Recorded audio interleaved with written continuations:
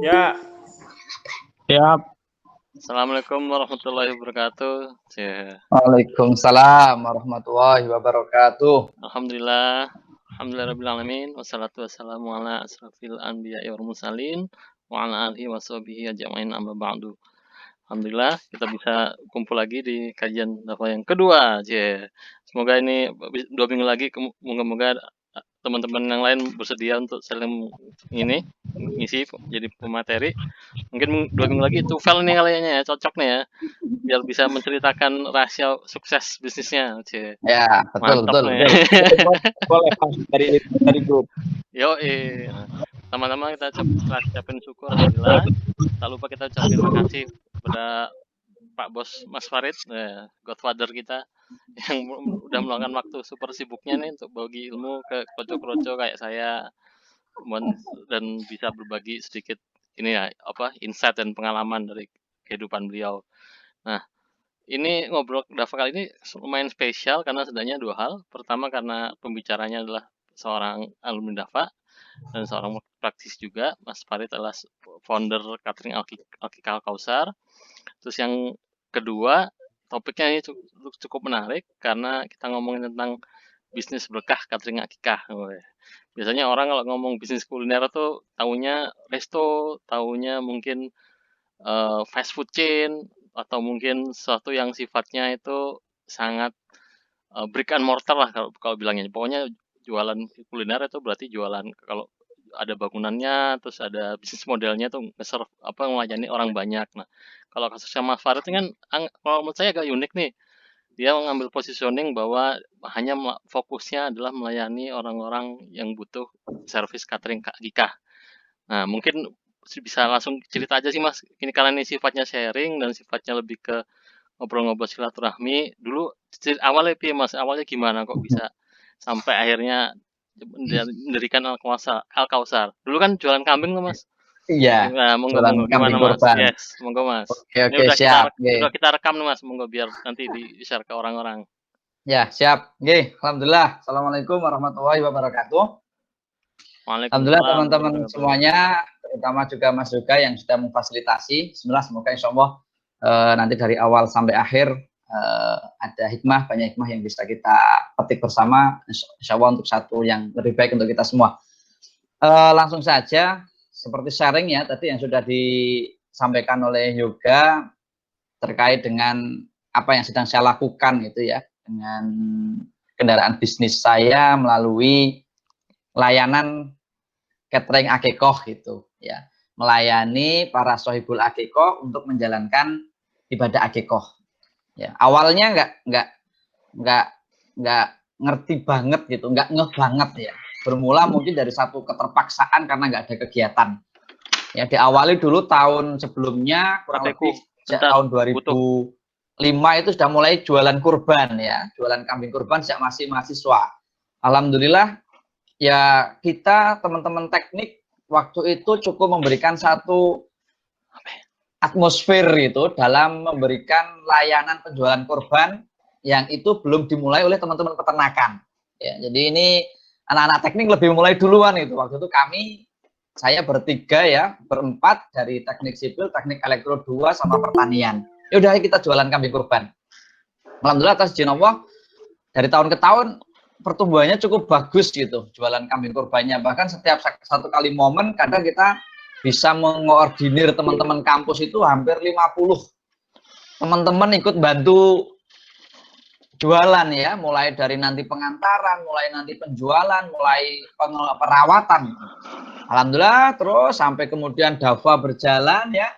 Subhanallah, dulu teman-teman Dava kalau kajian pas momen Idul Kurban tak tinggal gitu ya. Saya fokus jualan kambing kurbannya, gitu. Jadi kajiannya libur. Nah, 2012 ya, waktu itu masih istiqomah, saya menikah 2009. Setelah menikah masih tetap menjalankan bisnis kurban ya.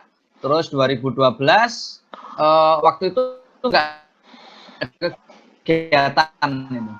Setelah menikah saya ke Magelang 2 tahun ngurusin ikan, terus balik ke Jogja lagi untuk niatnya birrul walidain itu. Ya, karena Bapak Ibu Jogja, adik yang tadinya bareng-bareng diboyong suaminya, Bapak Ibu meminta kita untuk ke Jogja lagi bareng-bareng dengan beliau, ya bismillah kita niatkan untuk Birrul Walidain. Kegiatan 2 tahun di Magelang, kami lepas di budidaya ikan. Udahlah, bismillah kembali ke Jogja niat Birrul Walidain. Nggak jelas kita mau di Jogja mau ngapain, ya kita ngeblank. Pokoknya nanti nggak tahu lah gitu. Terus 2012, subhanallah ini ternyata juga luar biasa dengan Darul Falah ya. Jadi konsumen pertama kali kami Akeko Al Kausar Desember 22 Desember 2011 ya, yang kemudian menjadi embrio usaha kami di Akeko adalah Ustadz Priyonggo ya. Jadi Ustadz Priyonggo itu mantap. itu. Ya, jadi awalnya beliau nggak niat pesan itu. Niatnya ya saya suruh mencarikan yang bisa ngerjakan akikoh gitu. Ya, Red ada enggak yang bisa ngerjakan akikoh itu? Karena waktu itu belum ya nggak ngerti gitu. Nah, saya mau memulai usaha di situ gitu. Udah, saya aja gimana gitu. Ya udah ke rumah diskusi gitu. Begitu ke rumah diskusi ternyata semakin panjang diskusinya Ustadz Pri dan keluarga itu semakin nggak mantap gitu ya dengan apa yang saya jelaskan itu. Karena saya baru pertama kali ini meragukan ini. Nggak mantapnya gimana tuh Mas? Maksudnya Mas? Ya nggak mantapnya pertanyaan-pertanyaan beliau banyak yang saya jawab tidak meyakinkan itu karena saya baru pertama kali. Nanti menunya kayak gini, aduh saya juga bingung. Ditanya menunya nanti ini jadi berapa, saya juga masih bingung. Pokoknya masih bingung gitu. Tapi ya Ustadz Pri karena ya ini santrinya saya maksa-maksa untuk saya mengerjakan itu. Mungkin dengan terpaksa itu akhirnya dipasrahkan ke kita untuk mengerjakannya gitu. Alhamdulillah. Dan ternyata benar. Sampai hari H itu akhirnya waktunya terlambat ya, pengantarannya terlambat. Harusnya jam 10 akhirnya sampai jam 2 tuh jam setengah 2 itu. Wah, Allah. Tapi alhamdulillah terkendali semua Ustadz Pri ya. Insya Allah terkendali, tamu-tamu juga nggak ini jadi aman. Nah, ini pertama kali. Ya, jadi kita ke Jogja niat Birrul Walidain, terus kemudian punya inisiatif apa ya, kita mau apa ini gitu. Akhirnya aduh mau usaha ini nggak ada modal, mau usaha ini juga nggak ada jaringan gitu. Akhirnya ya sudahlah, karena saya setiap tahun jualan kambing kurban, saya coba ngerintis akikoh gitu. Yang sebelumnya di Magelang sudah coba saya buat draft konsepnya, saya akan memulai, siapa tahu pelanggan kurban saya bisa menjadi pelanggan akikoh. Nah, ini awal mula ya. Awal mula, kemudian rintisan yang alhamdulillah sampai saat ini Allah berikan kesempatan bisa menjadi kendaraan kami dalam bisnis kami seperti itu. Nah, itu awal mulanya Mas juga. Oh, Masya Allah. Berarti awalnya dari ini ya Mas, dari punya pengalaman ngangon wedhus tadi itu ya, jualan kambing Betul, akhirnya ya, jualan kambing pengembangan produknya ke Akikal. ke Nah, kalau akikoh. awal-awal itu kan biasanya kalau mulai usaha kan pasti berat nih Mas. Nah, kendalanya yang apa sih Mas yang terberat yang pernah dialami yang mungkin Oke, bisa buat pelajaran kita semua? siap. Jadi ini ada beberapa poin yang bagi saya insya Allah bisa menjadi satu tangga ya, satu tangga dalam proses bisnis yang berjalan sampai saat ini. Yang pertama, niat kami untuk menjadi Birrul Walidain itu langsung terbuktikan ya, nggak terbuktikan ya, tapi apa ya? Jadi waktu itu kita diminta untuk kembali ke Jogja untuk membersamai kedua orang tua kami. Waktu itu istri agak agak ekstrim untuk kemudian kita pengen berbakti kepada kedua orang tua kita ya. Waktu itu kita penghasilan belum jelas, konsumen kadang sebulan nggak nyampe 5 itu ya, kita belum ada penghasilan. Nah, waktu itu momen kurban ya, setelah tahun 2012 masih ada momen kurban, seperti biasa, kita pengen jualan itu. Dan seperti biasa setiap kali kita jualan, kita mesti dibiayai, dibantu modal oleh salah satu lembaga keuangan, BPR Syariah. Ya, kita dapat pinjaman itu di antara 80 sampai 100 juta waktu itu. Nah, waktu itu istri agak ekstrim itu. Ayo kita modal ini, kita alhamdulillah sudah cair.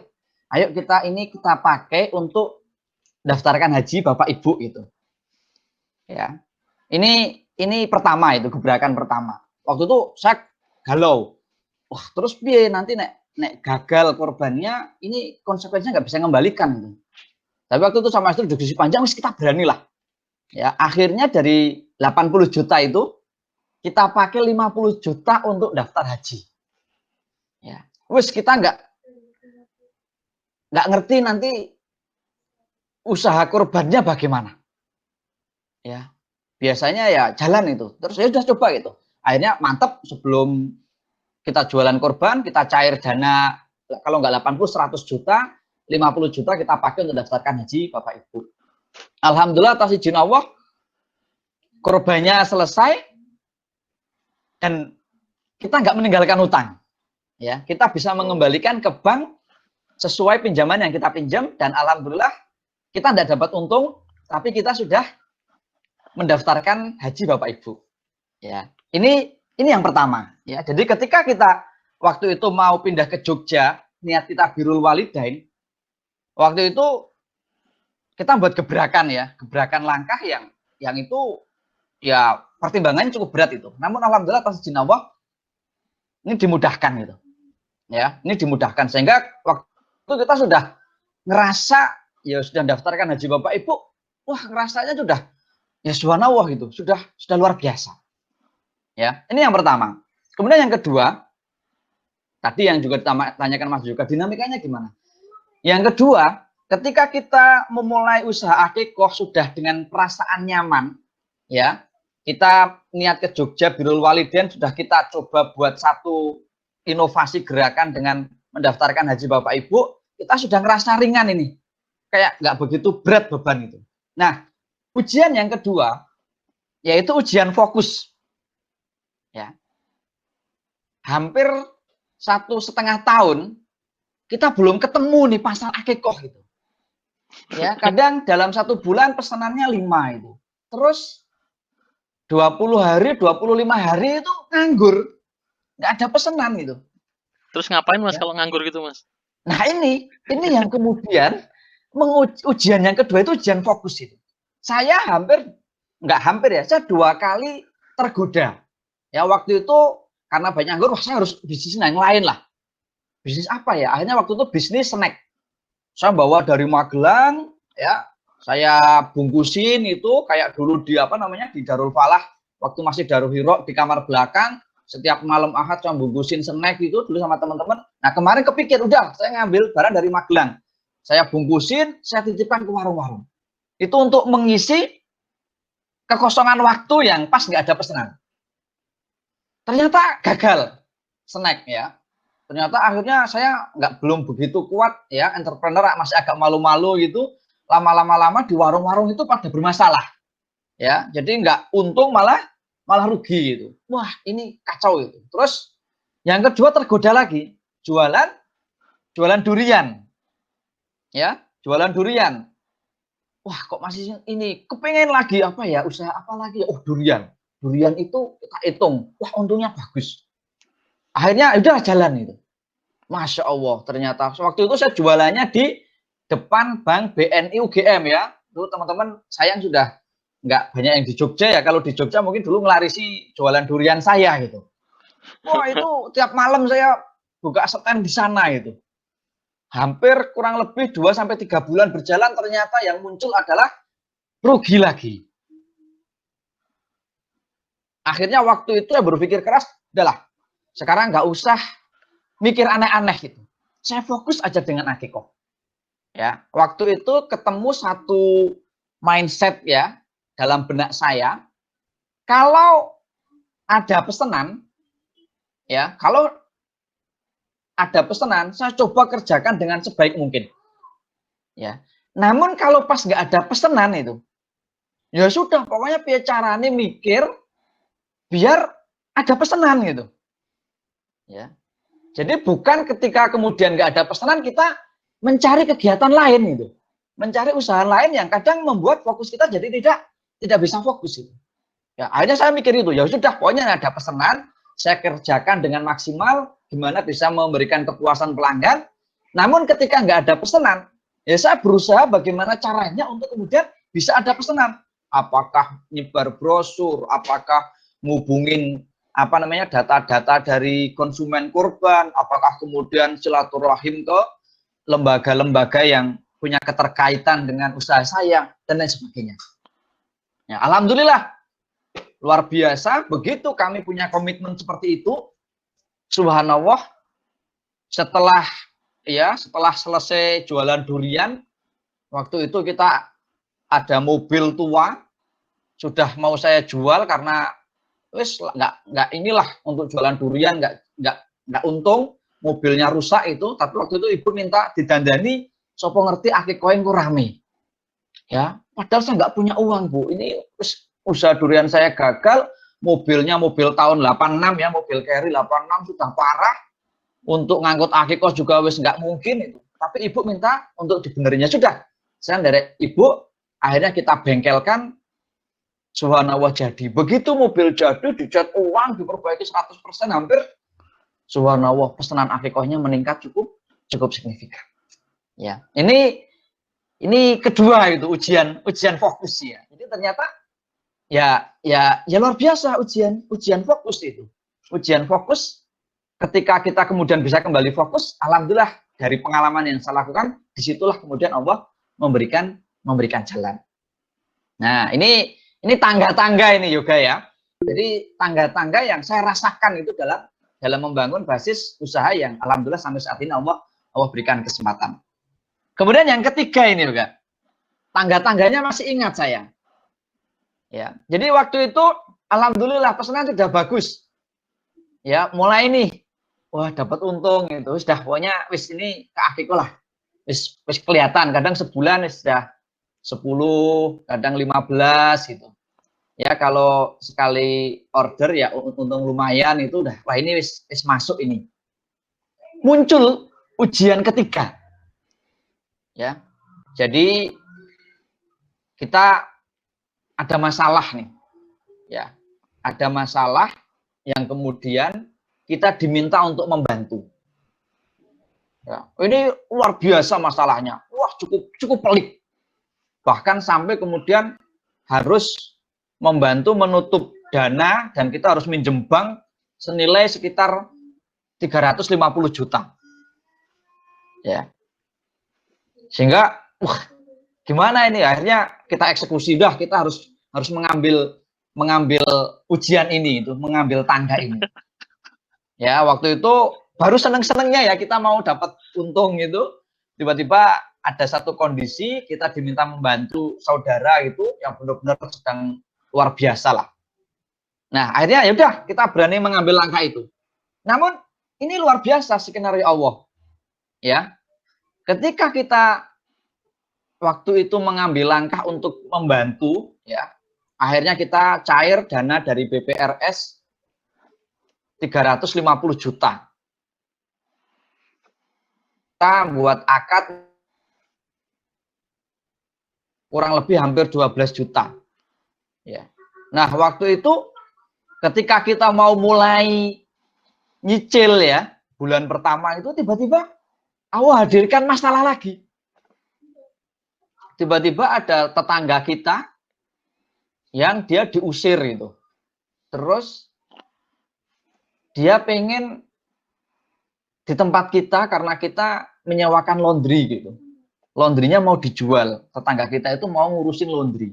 Laundrynya padahal harganya 25 juta. Saya waktu itu mikir, ya Allah, saya aja gak ono masalah gitu. Tiba-tiba ada orang datang lagi untuk membantu menyelesaikan masalah gitu. Ya, namun ternyata ini ibunya ini diusir itu, dia nangis dengan anaknya itu, nggak ada tempat tinggal lagi. Mas Farid itu laundrynya dibeli gitu, nanti biar saya yang ngelola itu. Ya sudah, akhirnya kita minjem lagi gitu, minjem lagi, nyari pinjaman, dapat, kemudian laundrynya kita beli. Waktu itu akhirnya terus ibu tadi yang ngelola laundrynya. Subhanallah, dari situ ini kita nggak matematis ya, ini kita nggak punya strategis, mengalir gitu. Ternyata subhanallah setelah itu Allah bukakan pesanan yang luar biasa. Begitu bulan ketiga yang harusnya kita nyicil setiap bulan, tiba-tiba ada saudara yang lain dia beli tanah, terus kita dipinjemin senilai 350 juta untuk nutup hutang kita dengan pihak bank. Akhirnya hutang ketutup, kita punya bisnis laundry tambahan yang sudah ada yang ngelola. Nah, jadi ini subhanallah ya, ketika kita punya masalah gitu, kadang saat itu tangga ketiga kita, solusi itu kadang jalan itu diberikan lewat masalah gitu. Ya, ketika kita sedang punya masalah, kita pengen solusi gitu, ternyata kadang Allah hadirkan solusi itu dalam bentuk masalah. Gitu.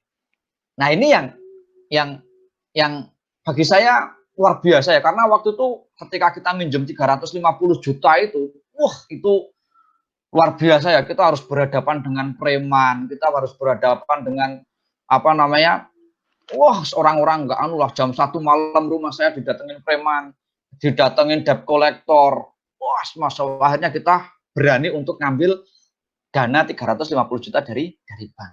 Nah, ini tangga ketiga Yoga. Seperti itu Yoga. Wah, mantap Mas. Berarti ada 3 tangga tadi. Kalau yang pertama berarti niat ya Mas, niat. Terus yang kedua tadi fokus, sama yang ketiga tadi ibaratnya ada kayak semacam masalah lah. Intinya masalah itu jangan dilihat sebagai sebuah masalah, tapi justru sebagai peluang. Nah, kalau boleh tahu nih Mas, sekarang kan ada ini Mas, ada corona nih Mas, COVID. Kira-kira terdampak nggak sih Mas kalau buat Alkausa sendiri? Terus kemudian ke depannya sebenarnya Alkausa itu mau dibawa kemana sih? Apakah mau fokus di akikah atau nanti akan merambah ke usaha-usaha lain nih Mas? Agak putus-putus. Halo? Halo, jelas ya? Ya, jelas. Oke. Jadi tadi tangga ketiga, terus yang ini ternyata nyambung juga. Yang keempat itu kita sudah mulai mensistemasi bisnis ya. Jadi 2017 ya, awal 2016 akhir, saya sama istri waktu itu ya subhanallah itu alhamdulillah pesanan semakin bagus gitu. Pesanan semakin bagus. Ini ibu keteteran, istri keteteran itu. Saya lama-lama berpikir, mosok beliau-beliau keteteran itu orang-orang yang kita cintai gitu. Padahal kita ingin membahagiakan itu. Terus berpikir, ya ini sekarang bisnisnya harus by system itu. Biar ya beliau-beliau bahagia. Nah, 2016 akhir, alhamdulillah saya berkomitmen kuat, pokoknya ini harus by system, bukan by figure. Ya, jadi ya di dapur sudah ada ahlinya, di kantor sudah ada ahlinya, di keuangan sudah ada ahlinya itu. Akhirnya subhanallah, Allah mudahkan saya bisa ketemu orang-orang luar biasa yang kemudian bisa membantu dalam saya menata bisnis saya. 2017 saya mendapatkan lompatan bisnis yang kurang lebih hampir 300 sampai 500% kenaikan. Ya. Sehingga alhamdulillah sistem bisnis pelan-pelan sudah mulai tertata. Bagian accounting-nya sudah ada, bagian HRD-nya sudah ada, bagian chef-nya sudah ada, bagian marketingnya juga sudah ada. Wah, ini sudah lengkap. Ya, subhanallah, bertahan dengan sistemasi bisnis kurang lebih 3 tahun ya, 2017, 2018, 2019 ya. Alhamdulillah di 3 tahun ini, alhamdulillah atas izin Allah kita menjadi leading sektor ya untuk DIY gitu, yang padahal tadinya ya kita tertinggal jauh gitu. Nah, lompatannya luar biasa. Kita sudah mulai pelan-pelan menata, menguatkan sistem ya, sudah mulai buka cabang di Solo. Terus dalam waktu dekat sudah akan menyiapkan cabang di Surabaya, di Malang ya, terus Semarang sama Jabodetabek. Namun atas izin Allah, pertengahan Maret kemarin Allah hadirkan corona itu. Ya. Allah hadirkan corona itu. Jadi corona ini saya mengibaratkan ibarat kita pesawat sedang mau tinggal landas. Ya. Nah, saya memposisikan ternyata selama kita membangun sistem di 3 tahun ini, kita melihat pesawat kita itu agak terlalu berat. Ya, pesawat kita itu agak berat ini. Sehingga ketika mau naik itu sulit gitu, berat gitu. Sehingga waktu itu ketika corona Maret awal ya, Jogja itu pengaruhnya di Maret awal. Ya. subhanallah atas izin Allah, Maret itu 2 pekan pertama di tempat kami, pesanan kami itu rekor. Ya, sejarah rekor pesanan kami itu di 2 pekan pertama bulan Maret 2020. Namun ternyata Allah punya skenario indah gitu ya. Ya, Allah punya skenario indah. Ternyata 2 pekan terakhir, ya begitu isu corona masuk Jogja, terus kemudian Sri Sultan mengumumkan DIY tanggap darurat, Masya Allah, itu pemesan itu pada cancel. Ya, pemesan pada cancel, terus leads maupun tingkat closing ya 2 pekan di bulan Maret itu turun drastis. Masya Allah. Namun luar biasa karena 2 pekan pertama omsetnya tinggi, 2 pekan kedua turun drastis, alhamdulillah sampai pada titik balance gitu. Jadi kita menggaji karyawan itu safe gitu. Ya, ini subhanallah skenario yang luar biasa. Sampai kemudian kita akhirnya dengan corona ini membuat kebijakan. Ya.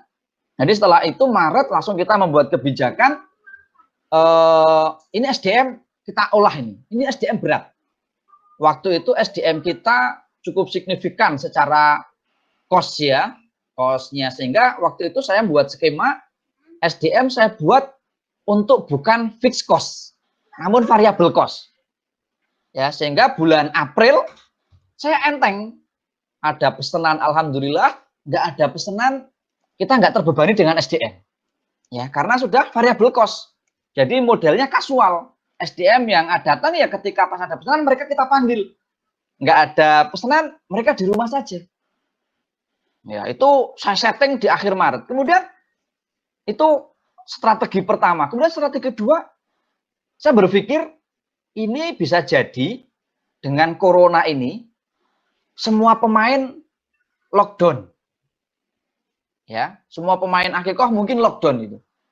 Tapi saya berpikir saya nggak boleh gitu. Saya harus kuatkan strateginya. Makanya kemudian saya buat analisa keuangan untuk 3 bulan ke depan. Biaya marketing itu saya buat fixed cost. Ya, saya lihat analisa keuangan, oh ini marketing saya alokasikan untuk jadikan fixed cost. Sehingga setiap bulan saya alokasikan untuk biaya marketing ya. Karena memang alhamdulillah untuk akikoh kami ya sudah 90% digital marketing ya. Jadi optimumnya lewat Google Ads seperti itu. Terus ya sudah kita alokasikan selama 3 bulan di corona ini ya. Kita nggak tahu waktu itu bulan Maret mau berapa bulan. Kita pokoknya sudah alokasikan untuk 3 bulan biaya marketingnya kita buat fix. Ya, sehingga saya berpikir ketika nanti teman-teman pemain akikoh off gitu, saya tetap eksis gitu. Dan ternyata benar gitu. Ya, begitu masuk April, biasanya itu kalau orang ngeklik akikoh Jogja itu ya di Google itu paling ada kompetitor yang main ads itu 5-7 pemain. Begitu April ya, ternyata nggak ada yang main ads sama sekali. Ya nggak ada yang main ads gitu. Yang main ads ya hanya akikoh Al-Kautsar gitu.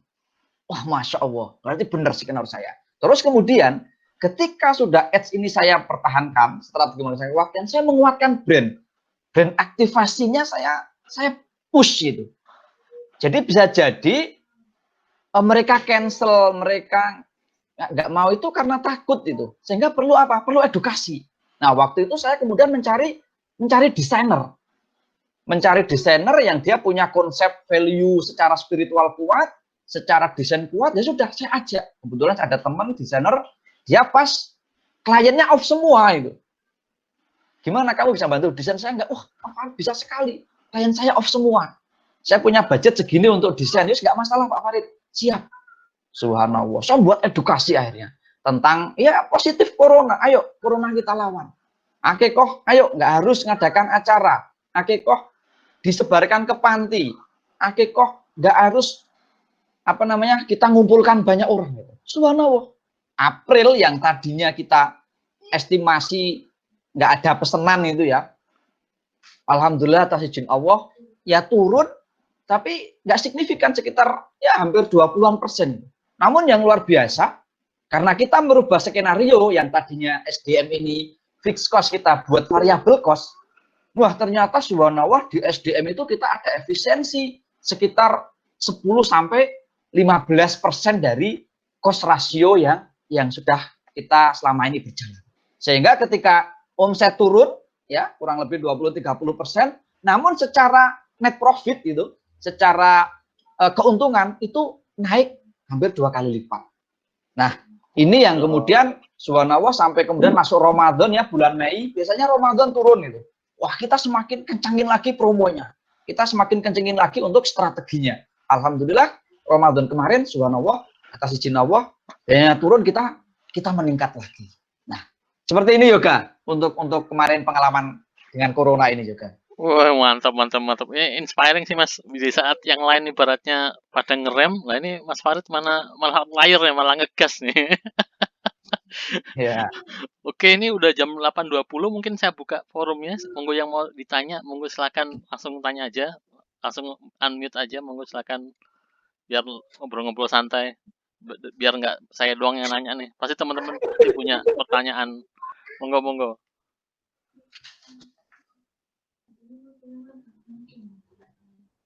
Kuncoro katanya lu mau nanya Kun tadi Kun. Ini marketingnya Al Kausar ini. Unmute aja Bos Kuncoro. Unmute biar suaranya kedengeran. Assalamualaikum, Mas Farid. Waalaikumsalam, Kuncoro. Allah. Masya Allah. Mantep banget nih. Luar biasa ceritanya. Jadi omsetnya per tahun berapa nih Mas Farid? Wah. Ya pastinya kan punya target kan, punya target target tahunan, apa itu udah tercapai atau belum? Nah, strategi jangka panjangnya seperti apa gitu. Nah, ini mungkin bisa diceritain juga lah si target jangka panjangnya seperti apa, kemudian untuk tahun ini targetnya apa, seperti apa, kemudian bocorannya nih revenue per tahunnya berapa gitu kan. Lu kerja di pajak ya Kun? Nanyain.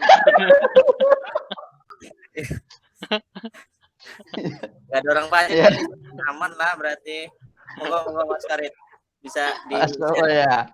Ini omsetnya kayaknya yang terakhir ya. Nanti sembari lihat kanan kiri ada peserta yang orang pajak bukan ya. Jadi kalau target jangka panjang ya, jadi memang ya kita dulu mengawali usaha ini enggak dengan konsep yang kuat ya. Mungkin saya waktu itu ya mengalir daripada nggak ada kegiatan ya. Mungkin ini bisa menjadi satu jalan gitu. Terus dalam perjalanannya ya tadi ya niat berbakti, terus kemudian membahagiakan orang-orang tercinta itu, sampai kemudian pada satu titik ketika sistem sudah mulai jalan ya subhanallah gitu, sudah banyak yang bersama kita ya pernah sampai 50 SDM yang bersama dengan kita ya, dengan cabang Solo itu menjadi satu energi tersendiri ya, bahwasanya akhirnya kita berpikirnya tidak hanya untuk kita gitu, tapi ya dalam setiap doa kita itu bagaimana karyawan-karyawan kita itu. Nah, terkait dengan target jangka panjang itu, saya memaknai di bisnis saya, di layanan saya itu, jadi bisnis saya itu sebetulnya ruhnya itu di sharing the happiness ya, apa bahasa Inggrisnya tepat, jadi mendeliver kebahagiaan ya, sehingga saya punya satu semangat itu, setiap satu konsumen yang datang ke saya ya, ini setiap satu konsumen itu punya potensi kebaikan ya, sehingga saya kemudian transfer ke tim ya ayo gitu, semakin banyak konsumen yang kita layani gitu ya, itu insya Allah semakin banyak potensi kebaikan yang bisa kita dapat ya, kebaikan itu banyak, mulai dari mungkin secara finansial ada keuntungan ya, terus kemudian secara pahala kita melayani orang beribadah juga insya Allah kita dapat pahala dari orang yang beribadah gitu, terus kemudian kita memberikan makan itu ya banyak yang kemudian menikmati, kita banyak lah, sehingga potensi kebaikan ini yang kemudian sering saya transfer ke tim saya gitu. Ayo semangat itu, kita semakin banyak konsumen yang kita kerjakan, ya semakin banyak potensi kebaikan yang bisa kita peroleh. Nah, sehingga ini yang kemudian memotivasi kita, ya kita terus untuk growth, untuk tumbuh gitu. Bahkan insya Allah ini sudah kita rancang di BOK kami, ya kita sudah ada rencana cabang di Surabaya sudah kita tulis, di Malang sudah kita tulis, di Jabodetabek sudah kita tulis. Yang ready saat ini berjalan hampir 2 tahun cabang di Solo. Kita punya mimpi nasional lah, ya nasional itu, karena insya Allah ini yang kita layani ini orang beribadah. Gitu. Nah kita pengen target jangka panjang kami ya, target jangka panjang terkait dengan bisnis itu, ya kita pengen go nasional. Ya, go nasional di 2020 ini kita insya Allah sudah mulai expand, semoga nanti corona segera membaik, sudah terjalin komunikasi dengan baik, kita akan expand di Surabaya, Malang, Jabodetabek. Sehingga ya semoga ini alhamdulillah 3 bulan sudah bisa melewati corona itu, insya Allah kita semakin bismillah semakin pede gitu, dan insya Allah ya kita semakin berani untuk expand. Jadi itu jangka panjang itu ya. Jangka besarnya lagi ya bismillah gitu. Ini jadi kendaraan. Kita di perusahaan, di lingkungan kantor, saya mulai terus menekankan tentang ruh spiritual gitu. Ya. Alhamdulillah saat ini kemarin bulan ini kita sudah mulai mensistemasi sistem spiritual development. Ya, alhamdulillah ada satu tim yang cukup menguasai IT, dia membuatkan pola atau sistem untuk bisa memantau spiritual development employee ya untuk karyawan itu. Nah ini kita buat poin ya, jadi mulai dari sholat jamaah, mulai dari sholat malam, mulai dari sholat duha, mulai dari membaca Al-Quran itu kita buat kayak lembar mutabaah yaumiyah gitu. Ya. Caranya via tuh Mas, jadi direkam gitu atau gimana? Enggak, jadi kita buat ya kayak bit LY itu loh. Ya setiap karyawan nanti dia akan upload ya sehari ini sudah mengerjakan belum. Oh, berarti di situ udah ada poin-poinnya ya. Okay. Misalnya buat sholat tahajud, dalilnya apa, nanti tinggal kalau sudah diklik aja, nanti sudah ada poinnya. Jadi nanti apa namanya data sudah terekam.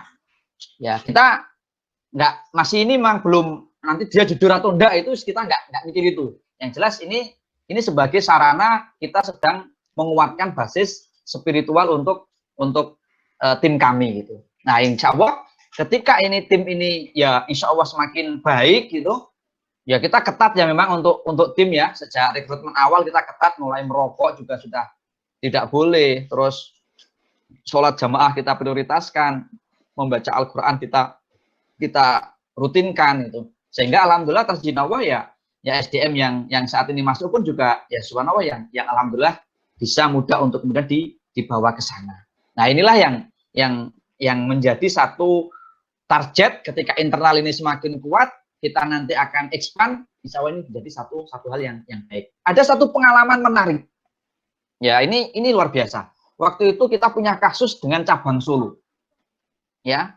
Waktu itu kita punya kasus di cabang Solo, kepala cabang sama salah satu karyawannya, stafnya itu merokok di kantor, ya. Merokok di kantor. Sudah kita ingatkan, ya. Ternyata diulang ya, karena ini kepala cabang, wah ini pelanggaran berat. Akhirnya kita keluarkan. Wah, itu diprotes. Wah, kayak mau tutup itu. Wah, saya pikir ini tutup nggak apa-apa. Saya sudah punya strategi kalau tutup nanti caranya dengan cara yang lain. Akhirnya dari 8 karyawan, 2 kita off-kan, 6 kita panggil. Di mana? Mau ikut keluar atau enggak itu? Lanjut aja Pak Farid, lanjut. Oh ya udah, lanjut siap itu. Nah, ternyata 1 tahun berjalan, ya 1 atau 2 tahun ya, saya dapat info dari salah satu karyawan kami yang masih saat ini apa namanya standby di Solo itu, dia cerita dia masih sering komunikasi dengan karyawan yang dulu dipecat karena ngerokok. Ya karyawan yang ngerokok ini dia pindah ke Semarang ke sebuah rumah makan, dan ternyata di Semarang itu ya di resto itu karyawan ini yang dulu kita pecat karena ngerokok, dia itu di sana jadi pionir yang sering ngajak teman-temannya untuk sholat. Dia terinspirasi dengan apa yang dilakukan di Al-Kausar Solo. Ya, jadi ternyata saya berpikir, oh, subhanallah gitu. Ternyata jadi jalan hidayah gitu. Ternyata waktu itu kita berpikir anaknya males-malesan waktu itu ya. Males-malesan ya, kalau diajak sholat males-malesan gitu, diingatkan teman agak males-malesan, bahkan sering rokok itu. Kayaknya ini parah gitu. Tapi ternyata ketika kita istiqomah ngajak, kita terus menguatkan sistem kita ya dengan berbasis spiritual tadi. Ketika dia keluar, ya kasus teman ternyata subhanallah itu menjadi jalan hidayah. Ketika dia kerja di resto, waktu itu kan sering chat sama teman-teman yang Solo yang masih aktif sampai sekarang. Ternyata ketika adzan dia malah yang nge-off dulu. Sudah ya, saya mau ke masjid dulu itu. Teman-teman Solo pada kaget. Kok luar biasa gitu. Dan ternyata dia cerita dia terinspirasi dengan apa yang dilakukan di Solo. Ya, ini subhanallah, ini luar biasa. Sehingga ini yang menjadi semangat kami juga bahwasanya ya bismillah tadi potensi kebaikan ya salah satunya dari internal itu pun juga bisa menjadi satu potensi kebaikan, bisa menjadi satu jalan hidayah. Seperti itu Kuncoro. Terus kemudian terkait dengan omset, ya alhamdulillah atas izin Allah insya Allah sedikit sudah keluar dari zona UMKM itu. Ya. Mantap. Ya insya Allah itu semoga ya bisa apa namanya bisa growth itu bisa lebih baik lagi itu. Yang kemudian sekarang menjadi satu tantangan kami, ini kami mulai mengangkat bisnis saudara-saudara kami itu. Jadi ini sedang mendesain beberapa apa namanya bisnis yang ini saya coba untuk beberapa saudara-saudara yang ya dia keponakan itu ya yang dia punya potensi. Ayo kamu produksi, nanti kita siap buat marketnya. Ini kita sedang mendesain Al-Kausar Food Nusantara ya. Jadi mulai produk kita ada produk kentang Mustafa, ada produk abon, nanti ada produk yang lain lah. Itu kita akan mendesain seperti itu, kita siapkan channel marketnya, terus nanti basis produksi saat ini sedang kita desain untuk internal dari keluarga, siapa tahu nanti bisa berkembang ke tim, ke apa namanya internal perusahaan sampai nanti ke masyarakat luas. Seperti itu, Kuncoro. Nanya dong Mas. Andi. Mas Andi, monggo. Aduh, seru banget ya. Ini Mas mungkin apa sih yang membuat konsumennya Mas itu tertarik untuk untuk pakai terus jasanya Mas gitu. Kan pasti kan gini ya, kalau bisnis kita ini nggak cuma 1-2 gitu.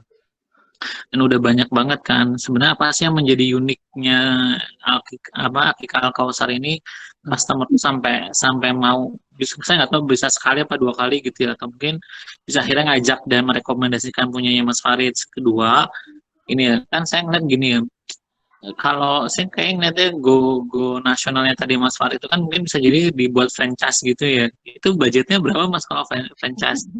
Nanya aja. Terus ketiga itu ini memang kan sebenarnya kan fokus ya. Saya tuh sebenarnya kadang kepikiran juga pengen kalau kayak menabung emas aja gitu, terus kemudian kayak kalau melihat kayak profil gitu kan sebenarnya ya oke sih. Tapi kan kadang nilai yang tadi yang Mas Farid sebutkan tuh kayak bisa jadi belum dapat gitu. Nah sebenarnya kalau mulai bisnis yang kayak tadi kayak franchise atau mungkin kalau saya pernah ngeliat beberapa ustadz itu, kalau kayak ustadz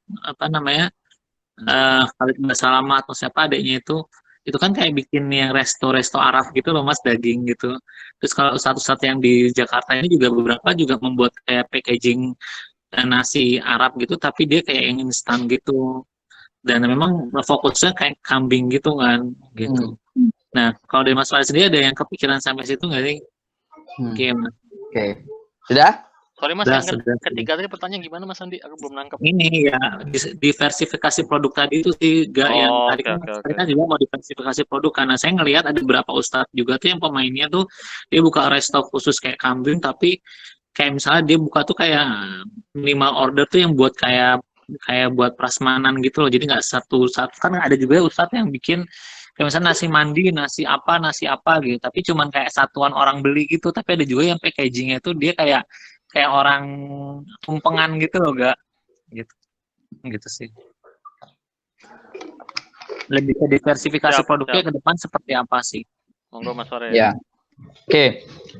Pertama terkait dengan konsumen yang tertarik ya. Ini alhamdulillah kita coba terapkan di 2017 yang kemudian alhamdulillah atas izin Allah kita mengalami lompatan 300 sampai 500% ya. Yang pertama awalnya kita berpikir berat. Pertama, akikoh itu repeat ordernya lama. Ya. Jadi kadang kita itu kalau bisnis itu kan kalau nyari yang repeat ordernya cepet gitu. Karena itu bisa menjadi salah satu parameter bahwa bisnis kita itu benar-benar bisnis gitu, bukan hanya untuk konsumen baru gitu, tapi repeat order konsumen lama balik lagi. Nah, ini akan kuat value-nya itu. Tapi di akikoh itu enggak itu. Jadi orang lahiran itu mungkin 2 tahun lagi baru lahiran atau mungkin 5 tahun lagi gitu. Jadi repeat ordernya itu panjang gitu. Ya, wah ini prospek enggak ya gitu ya. Ya sempat terpikir gitu, prospek enggak gitu ya. Tapi terus karena ya sudah jalan dalam 1 bulan sudah ada perputaran ya, meskipun hampir setiap bulan kebanyakan 90% konsumen baru gitu. Ya, 90% konsumen baru gitu. Tapi terus waktu itu saya mau mulai masuk ke sistemasi tadi. Ya, sistemasi tadi yang kemudian saya bangun ada 2. Yang pertama dari basis dari produksi, yang kedua dari basis marketing. Basis produksi yang kemudian saya coba bangun, saya tidak bisa masak. Saya bukan pecinta kuliner gitu. Ya, tapi ini produksi harus kuat gitu. Terus piye gitu. Ya sudah, kita potong kompas itu. Kita nyari konsultan itu yang dia menguasai kuliner itu, sekaligus dia menguasai manajemen kitchen gitu. Ya sudah, ayo gabung gitu. Ya, gabung gitu. Alhamdulillah atas izin Allah, saya diketemukan dengan satu konsultan ya, dia sudah pengalaman internasional di dunia kuliner itu. Tiba-tiba nggak ada kegiatan di Jogja, ya wes dipertemukan itu. Dan alhamdulillah orangnya solih gitu, masya Allah. Jadi gitu.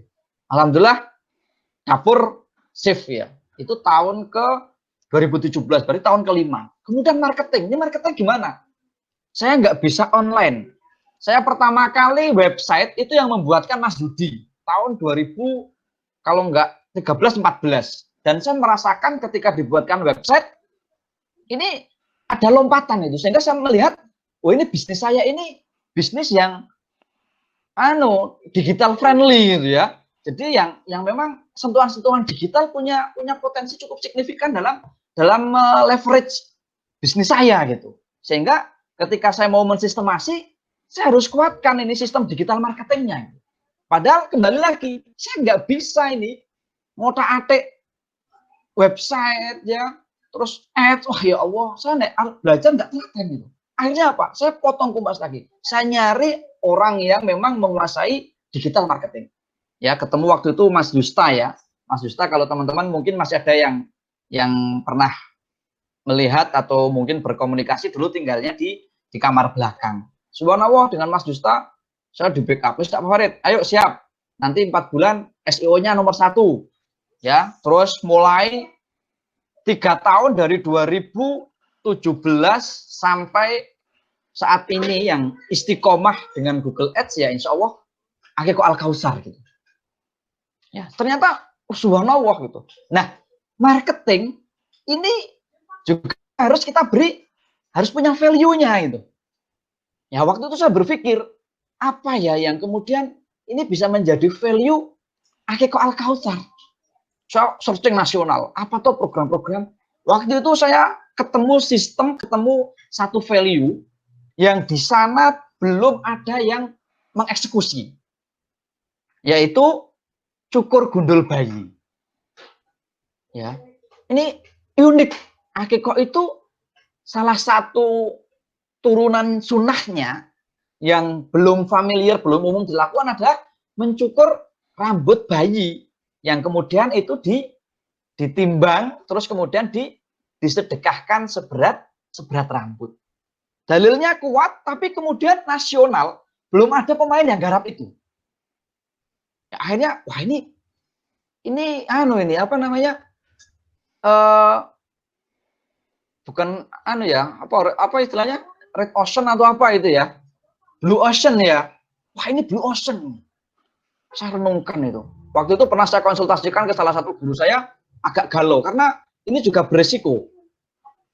Oh, nanti nek nggak standar itu nyukurnya atau gimana. Wah, tapi lama-lama saya berpikir ini value. Ya, minimal nyukur ini saya mentarget dari konsumen 100% bisa menembak 20% konsumen saya. Terutama mereka yang secara pemahaman keagamaan cukup kuat. Ternyata subhanallah dampaknya signifikan, Andi. Jadi waktu itu ketika banyak yang sering kita tanya, Mas kenapa ke Al-Kausar? Al-Kausar, saya cukur rambut bayinya gitu. Wih, bener. Meskipun ternyata bener.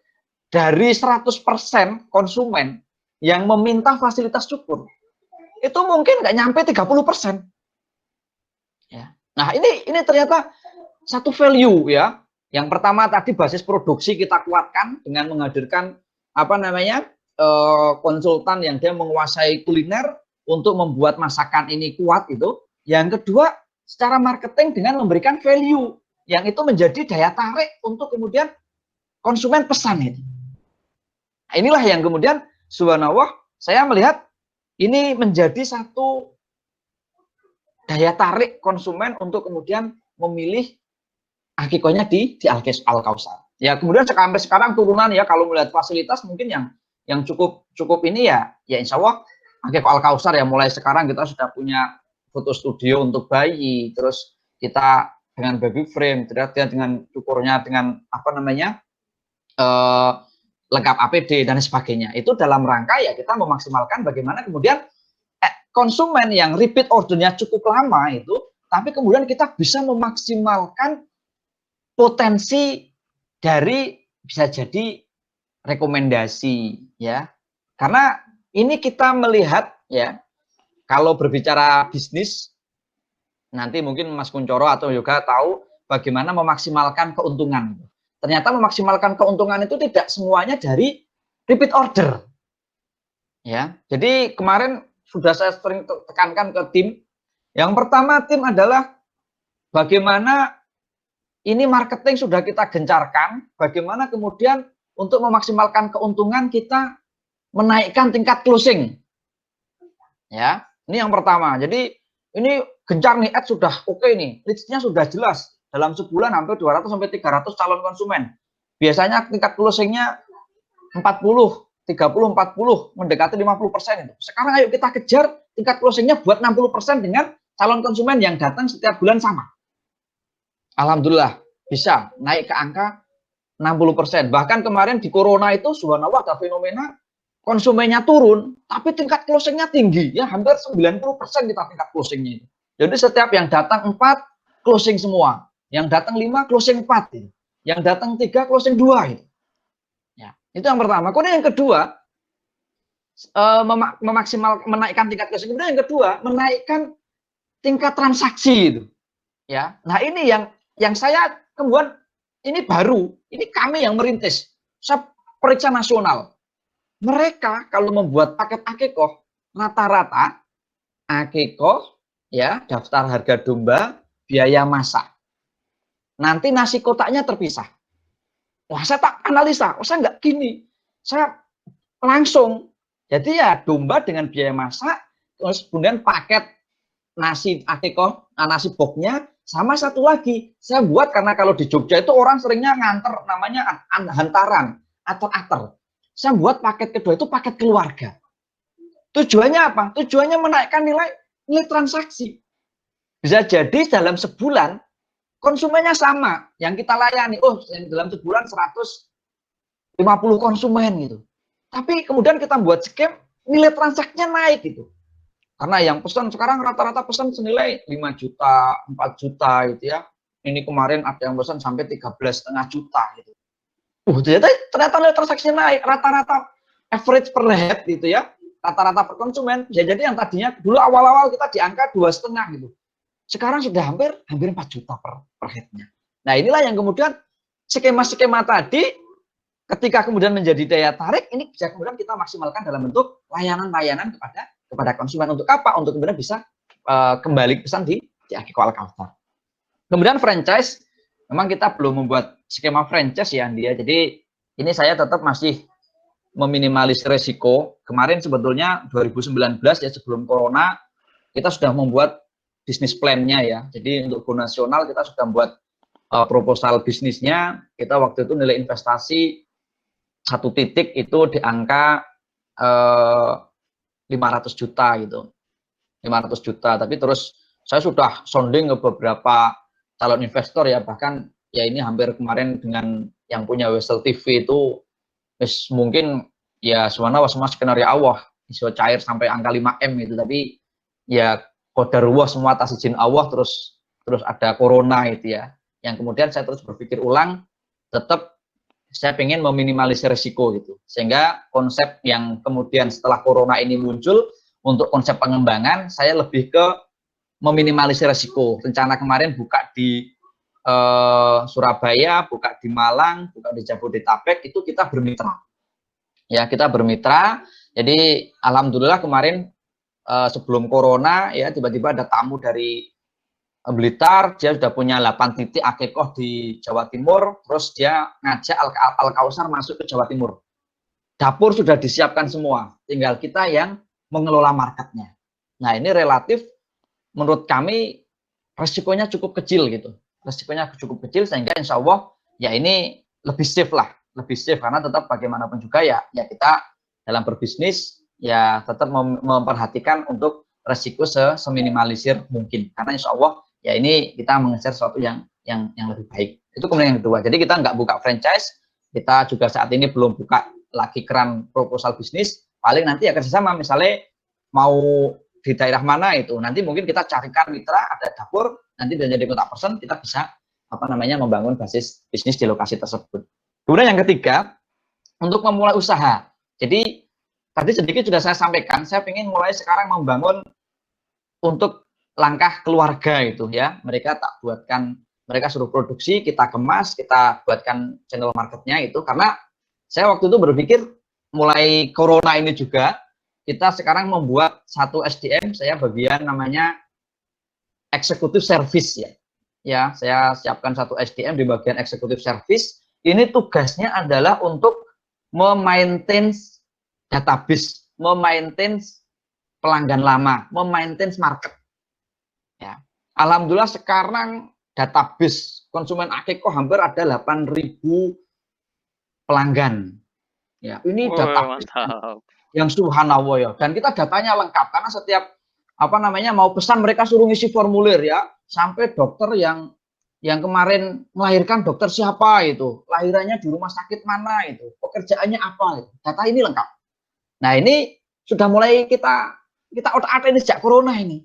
Saya harus berpikir ini harus ada sesuatu yang kemudian bisa dikuatkan gitu. Nah, kemudian kita membuat executive service, kita mulai database rapi, kita mulai bangun komunikasi ya dengan konsumen lama, ada yang pas bertepatan dengan hari lahir, kita sapa, kita berikan doa, kita buatkan poster menarik itu. Nah, ini bentuk maintain. Nah, salah satunya apa? Salah satunya ini produk gitu. Produk sekarang sedang kita create bagaimana kemudian nanti ini bisa menjadi value.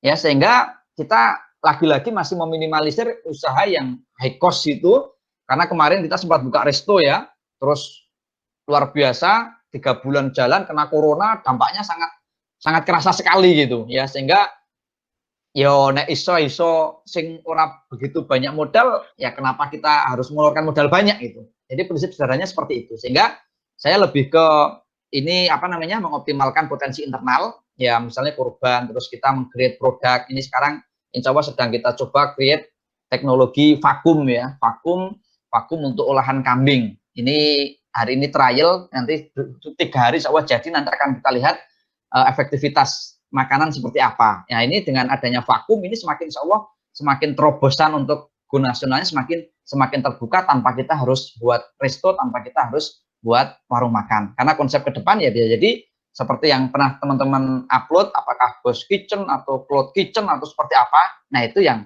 kita nanti akan mencoba masuk ke wilayah sana. Seperti itu, Andi. Wes, gila, mantap. Mantap. Monggo kalau ada pertanyaan lagi, satu pertanyaan masih bisa nih, 10 menit lagi nih, 13 menit. Monggo, mumpung bosnya di sini nih. Masya Allah.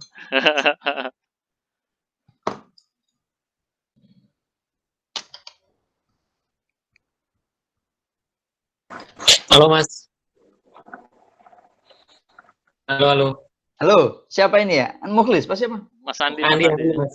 Oh, Ya, Andi. ini saya tertarik sama tadi sih kan kalau banyak perusahaan itu kan memang kelemahannya itu memang database sebenarnya kan dan termasuk bagaimana cara dia itu ngumpulin data.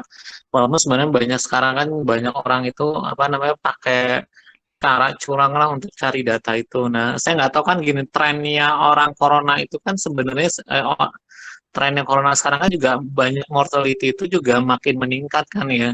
Nah, kalau dari Mas Fahri sendiri ada nggak sih data misalnya, oh ada di satu rumah sakit misalnya gitu ya, Mas ngebidiknya tuh sampai segitunya gitu pernah nggak sampai situ? Misalnya, oh di data rumah sakit A akan ada orang yang lahir proyeksinya tanggal segini terus mas proyeksi gitu untuk jadi customer ada kayak gitu nggak sih? Ya. Ya, jadi kalau data kita lebih ke data digital saat ini ya. Karena memang ya alhamdulillah atas izin Allah ya hampir traffic kami 80-90% itu online itu. Ya, sehingga di online ini yang kemudian kita terus inovasi untuk grab datanya itu ya, mulai dari di sosial media maupun di Google ya. Jadi sekarang kita kemarin pekan terakhir itu 2 pekan terakhir di bulan apa namanya Juni ini kita push marketing digital dengan kita masuk ke pixel ya. Jadi di apa namanya detik ya. Kadang kalau teman-teman pernah buka tiba-tiba muncul iklan Al-Kausar gitu ya. Itu sebetulnya itu untuk grab data. Karena kalau offline ya offline sudah kita jalankan, kita kerjasama dengan beberapa 2 rumah sakit. Satu rumah sakit terbesar di Jogja ya, rumah sakit kelahiran terutama. Yang klinik bukan rumah sakit. Nah itu alhamdulillah ya kita kerjasama terus ya hampir mungkin 70% pasiennya sebagian besar pesan akikohnya di Al-Kausar gitu. Namun ternyata sebagian besar konsumen kami larinya ke online itu. Jadi meskipun sudah kita pasang di rumah sakit, tapi ternyata untuk memvalidasi informasi terkait dengan layanan akikoh siap saji, mereka lebih banyak searchingnya di online. Makanya terus ini yang kemudian kita push bagaimana grab data online ini yang kita prioritaskan. Kalau untuk data rumah sakit ataupun data apa namanya mungkin di pemerintah itu ya kita nggak begitu prioritas ya karena memang strategi marketing yang kita bangun lebih dominan strategi yang marketing online. Seperti itu Andi. Mantap. Mungkin ada closing statement Mas, mumpung masih ada 10 menit terakhir bagi kita nih biar mungkin apa ngasih buat yang biar terinspirasi mungkin bisa ngikutin jejaknya Mas Farid. Apa sih yang harus dilakukan? Soalnya kalau aku lihat tadi kayaknya Mas Farid tuh ibaratnya hoki banget lah. Butuh orang, pas ada orang, terus butuh modal, pas ada yang minjemin. Itu rahasianya apa itu Mas? Kira-kira ada yang bisa dibocorin nggak Mas? Insya Allah. Apa ya? Saya juga nggak tahu ini juga ya, karena secara matematis juga saya juga nggak ngerti gitu. Kalau secara strategi juga ya nggak begitu pinter banget buat strategi ya. Target tadi jangka panjang, jangka pendek itu kurang begitu kuat. Gitu. Tapi intinya ya pertama saya berbisnis itu mencoba untuk saya seringan mungkin memikirkannya itu ya. Karena memang bisnis ini ya saya apa namanya? Jadi ini kendaraan saya gitu. Jadi bisnis saya ini menjadi visi saya yang insya Allah ini akan menjadi karya saya. Ya. Jadi kalau tagline saya itu berkarya melebihi usia itu. Ya. Jadi berkarya melebihi usia. Monggo nanti teman-teman dengan posisi masing-masing ya, dengan job scope masing-masing itu apakah yang di apa namanya di perusahaan, di entrepreneur gitu. Tapi satu yang kemudian saya bangun ya sejak mungkin saya terinspirasi berkarya melebihi usia itu sekitar tahun 2013 2014 ya. Saya berpikir panjang, maksudnya yo saya punya orientasi untuk membangun karya yang insya Allah umurnya lebih panjang daripada usia saya. Ya, sehingga ya saya nggak main-main gitu. Alhamdulillah Allah karuniakan ya bisnis yang hingga sampai saat ini gitu. Ya saya mencoba untuk bagaimana ini ya menjadi karya saya gitu. Jadi saya ibaratnya kalau memang kemudian Allah berkehendak malam ini selesai gitu, jatah umur saya itu, ya saya sudah siap gitu. Dan saya yakin bisnis saya ini insya Allah akan berjalan dan akan mengalirkan kebaikan. Ya, ini yang terus sering saya tekankan ke tim saya ya, setiap pekan sekali kita koordinasi Jumat gitu sambil berdoa, saya terus menekankan, ayo berkarya melebihi usaha. Ini kendaraan kita. Karena saya sudah meyakini, ini seperti tadi yang saya sampaikan di awal, ini setiap satu konsumen, ini memberikan satu potensi kebaikan. Ya, kebaikan dalam kita melayani, kebaikan dalam ketika nanti Allah karuniakan ke lapangan, terus kemudian kita bisa bersosial, kita bisa berbagi. Ini harus saya bangun keran-kerannya. Sehingga apapun itu gitu, karena saya tidak bisa memaksa untuk nanti teman-teman semua yang di sini untuk ikut jadi seorang entrepreneur gitu. Tapi bagaimana kemudian visi berkarya melebihi usia ini menjadi orientasi kita. Orientasi untuk kemudian ya setiap aktivitas, setiap kegiatan yang kita lakukan itu bagaimana kemudian ketika Allah memanggil kita, ya ketika jatah usia kita selesai, ya kita itu masih punya potensi amal yang terus mengalirkan kebaikan kita, baik nanti di yaumul barzakh ya, di kubur maupun nanti yaumul hisab. Jadi itu juga ya. Jadi ya bismillah gitu. Apapun profesinya, apapun kegiatannya, insya Allah ketika kemudian kita berorientasi pada karya yang insya Allah akan bisa melebihi, melampaui jatah usia kita. Saya yakin bismillah ini menjadi satu modal ya, satu value dalam kita menjalankan skenario Allah seperti tadi yang disampaikan, insya Allah dengan hoki-hoki yang luar biasa. Seperti itu juga. Alhamdulillah, masya Allah, gila. Kalau saya catat berarti tiga poin besar nih kalau saya pribadi sih Mas. Pokoknya caranya punya niat yang baik, terus gimana caranya bikin value, sama gimana caranya kita meninggalkan karya, dan kalau bisa melebihin usia dan juga melebihin muka ya Mas ya. Makasih, obrolannya udah sangat hangat, tapi waktu sudah menunjukkan hampir jam 9. Mungkin kita tutup saja. Makasih Mas Farid, makasih teman-teman yang join. Sebelumnya kita tutup dengan doa kafaratul majlis. Subhanallah bihamdika asyhadu an la ilaha illa anta wa astaghfiruka wa atubu ilaik. Mungkin nanti buat dua minggu ke depan, monggo silakan di volunteer siapa yang mau sharing lagi. Kan seru nih kita setiap 2 minggu sekali ada yang sharing-sharing. Pasti ceritanya teman-teman banyak nih yang bisa jadi pelajaran kita semua. Oke, kalau gitu ya. Tupel ya. Ya siap.